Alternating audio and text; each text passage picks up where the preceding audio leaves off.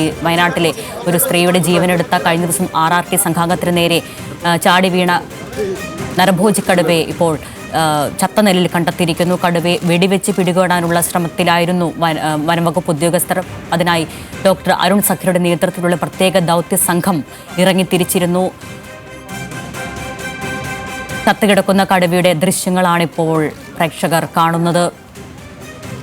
നേരിയ പരുക്കുകൾ കടുവയുടെ ശരീരത്തിലുണ്ട്. എന്താണ് മരണകാരണം, കടുവ ചത്ത നിലയിൽ കണ്ടെത്താൻ എന്താണ് കാരണമെന്ന് സംബന്ധിച്ച് പോസ്റ്റ്മോർട്ടത്തിന് ശേഷം മാത്രമേ വ്യക്തമായ ഒരു റിപ്പോർട്ട് വരൂ. ദൃശ്യങ്ങളിൽ കാണാം കടുവയുടെ ദേഹത്ത് ചെറിയ പരുക്കുകളുണ്ട്. ഇത്